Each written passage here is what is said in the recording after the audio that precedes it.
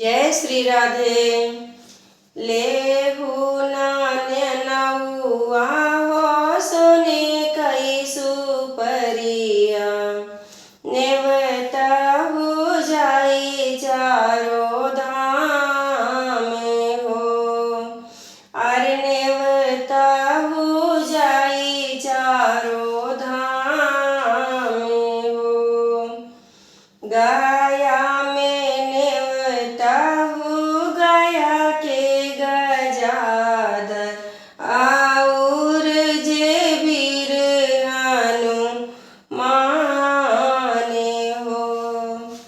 गया में नेवता हो गया के गजाधर, और जे वीर माने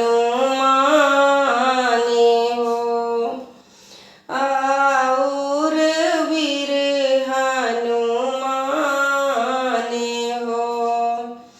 काशी में नेवता हो गंगा महारानी हो, और नेवता हो भोले नाथ हो।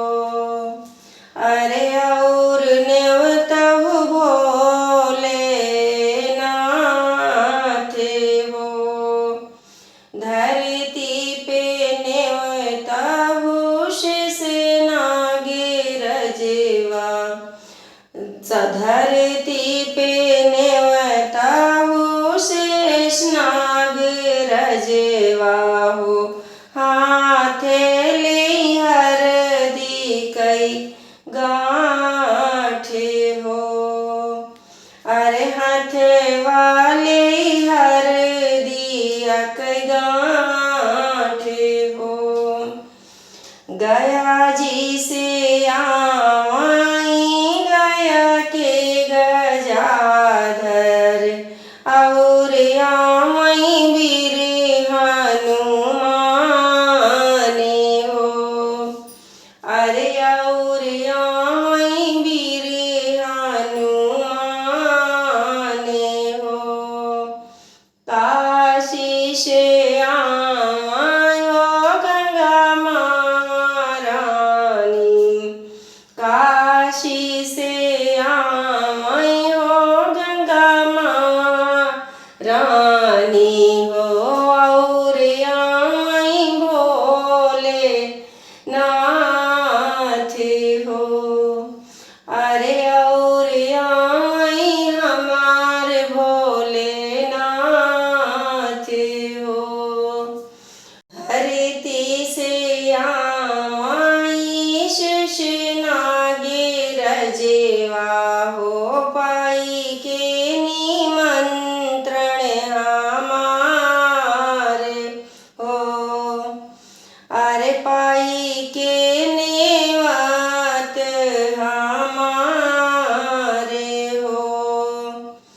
सब देवी देव मिले दिहेले आशीषिया, सब देवी देव मिली दे आशीषिया।